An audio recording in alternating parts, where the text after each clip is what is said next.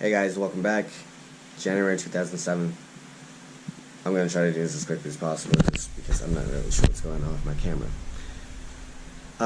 Today's topic is self-discovery.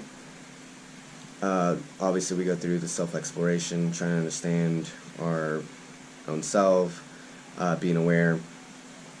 And what happens sometimes is that we get caught up because of the pain. We learn through pain, and sometimes the only way that we surrender is until we feel so much pain that we have no other choice. Being able to understand that self-esteem is the most important part that leads you to your self-concept, your future self, that the emotions are the things that are attaching you to whatever feeling you know, if you feel good, if you feel bad. Now, being able to project that to the other side, it comes from a self-fulfillment, not self-happiness. Things can make you happy, but it's a fleeting moment. With a self-concept, it's basically who you are and who you want to be and how you want to project that. Being able to understand that the pain is basically the blame, the shame, and the guilt that you go through, and then you get to a point that you have to face your fear. But what happens is that you just fall back into the pattern. You just keep falling down. Going from one place to the other takes courage, obviously, but it also takes a self-understanding of yourself, a self-awareness. Because once you are self-aware, you understand that there's a truth behind what you're seeing.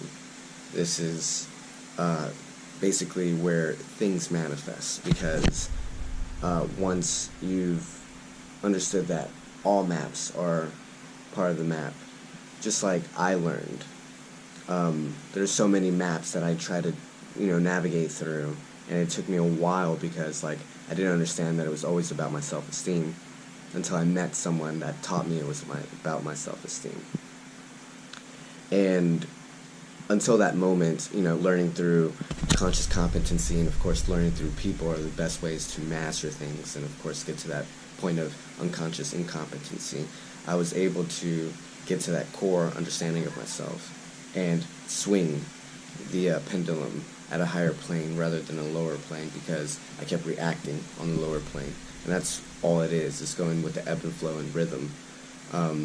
As above, so below. So if I wasn't ready for this internally, then I wouldn't be able to manifest it out externally. And, I had to let go and let God. And this is letting go of the blame that I feel sometimes, and the guilt and the shame, just because I need to heal. You can't feed people when you're starving. So it's the same thing. If your soul is starving, then you can't feed other people's souls.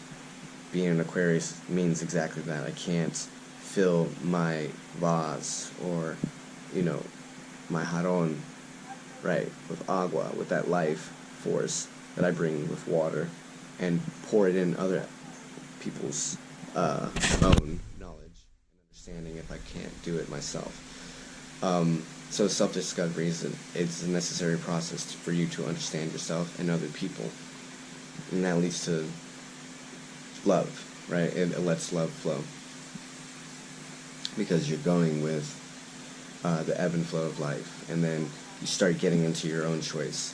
And basically what that means is that you stop avoiding things like your guilt, shame, fear, blame, whatever you can have, and then you start moving into maybe having, right?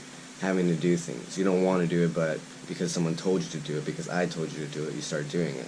And then you start wanting to do it.